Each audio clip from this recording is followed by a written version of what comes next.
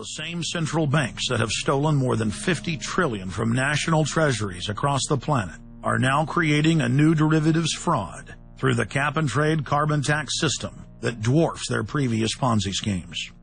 We've just watched a financial meltdown in this country, the likes of which hasn't been seen in some time.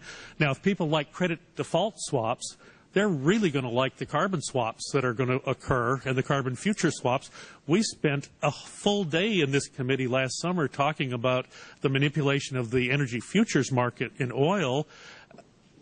We're going to create, I fear, another such system that people who have an inclination to react dishonestly to systems are going to actually have a new opportunity. Is that not a problem? A select group of central banks are lobbying for the same legislation to be passed worldwide. Once the so-called green economy laws are in place, only global megacorporations and their subsidiaries will be allowed to do business. Van Jones, Barack Obama's first green jobs czar, has stated repeatedly on the record that the new green economy is only a cover for a complete revolution against capitalism and the total redistribution of wealth. But what Van Jones doesn't tell his sad followers is that the elite are bragging that the modern green movement was designed from its creation to destroy the middle class and transfer all wealth into the hands of a super elite. They're not doing this to uplift the poor. No, the goal is to enslave the planet and usher in a new dark age. Every nation on Earth is in the process of, or has already passed, its own set of carbon tax laws and regulations. If their plan is successful, every nation on Earth will not only pay tribute to the powerful world government, but every facet of human life will be regulated by the technocratic global planners. Under the carbon tax scheme, China, India, Mexico, and over 150 other nations are exempt from the global tax system. You see, the bankers already own and control the third world. Their final target is the middle class of the West. Once they've dismantled the economies of the United States, Europe, and Japan, they believe no one can stand in their way. In short, the New World Order is a global corporate takeover.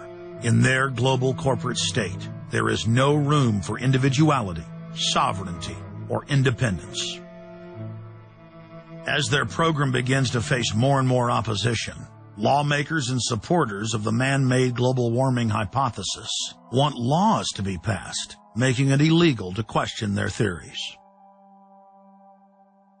Recently, the head of Greenpeace was forced to admit that the Arctic and Antarctic ice caps grow in the winter and shrink in the summer, and that this is all part of a natural process driven by the tilt of the Earth and the Sun. The cosmic radiation coming from space, the amount reaching the Earth is affected by the strength of the Sun's magnetic field. So the magnetic field of the Sun is almost like a gateway controlling the cosmic radiation reaching the Earth. The magnetic strength of the Sun is also related to the number of sunspots. So they are directly related to changes within the inner structure of the Sun. The amount of cosmic radiation reaching the lower atmosphere creates more cloud, right? And cloud forms, you need to have what are called condensation nuclei. That is, little particles around which water can change from water vapor or gas into water droplets, minute particles that are visible in the form of clouds. We've known for a long time that there was more cloud than the amount of particles in the atmosphere, because we assumed it was clay particles and salt particles that were creating this condensation process. But there was this gap.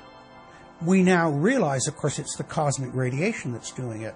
So what the cosmic radiation is doing, controlled by the magnetic field of the Sun, is it's like putting up a screen in the greenhouse and blocking out the sunlight. And of course, that then affects the temperature of the Earth. That's why there's a relationship between the sunspots and the temperature on the Earth. So we now know the mechanism, but they completely ignore that. More than 31,000 scientists from across the United States, including more than 9,000 PhDs from the fields of climatology, atmospheric science, earth science and hydrology, signed a petition rejecting man-made global warming as a scientific fraud. This shattered the hoax of the so-called consensus that the mainstream media had been pushing for years, that every scientist on Earth believed that man-made global warming was a fact. If the people are able to block their carbon tax takeover, the elite's agenda to establish a planetary world government will collapse.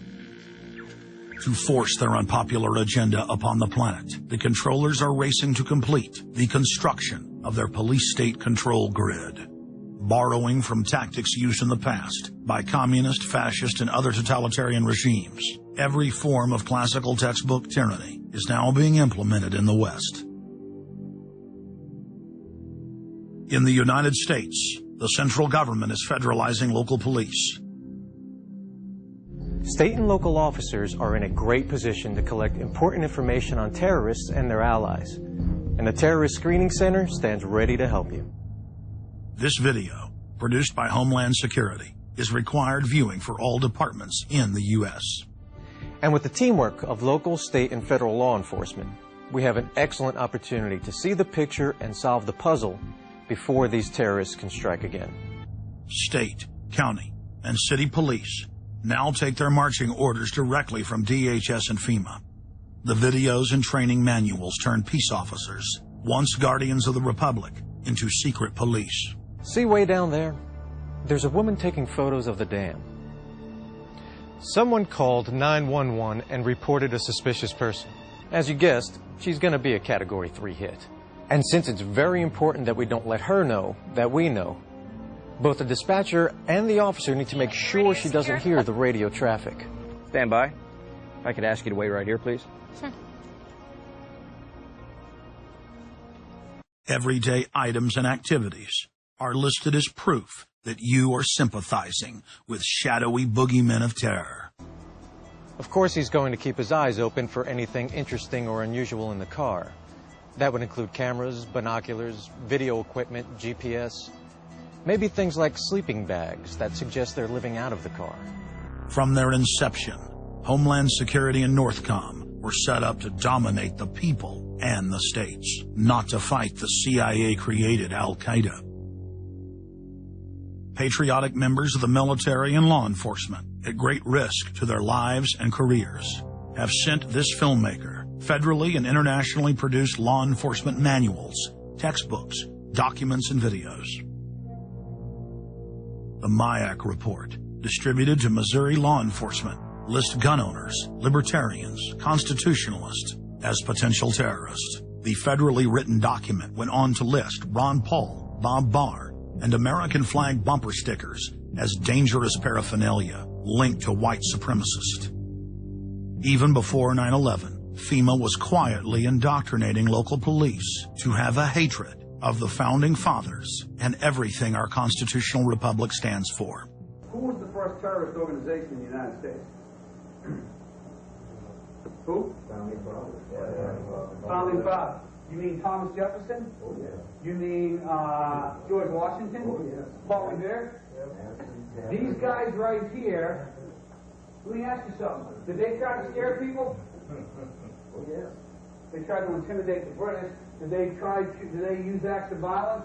Your founding fathers, my founding fathers, were involved in acts of terrorism against British officials because they systematically had British officials assassinated. In the old Soviet Union, Nazi Germany, and Maoist China, the police's main job was not fighting crime. In totalitarian forms of government, the police are political enforcers, or commissars as they were known in Russia. It's their job to spy on the public and to intimidate the exercise of free speech. Once a climate of fear has been achieved, the public begins to self-censor, to shut down. Once the people have been intimidated to withdraw from the field of intellectual battle, the tyrants have a free hand to expand their oppression and looting of the helpless serfs.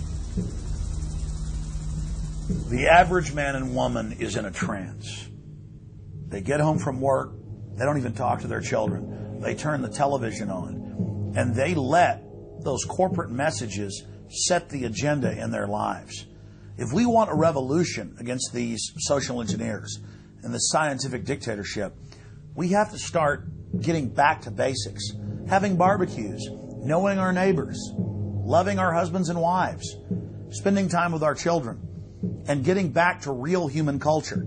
This false corporate culture has been superimposed over our daily lives. The public is literally under a trance. We have to somehow reach out to them and break them out of this trance. And as the globalists destroy our standard of living and bring in their police state, a lot of people are beginning to wake up and realize that what they've been told all their lives was a lie. But it's essential that we, the people, are there to reach out to our fellow Americans and our fellow human beings and show them the truth.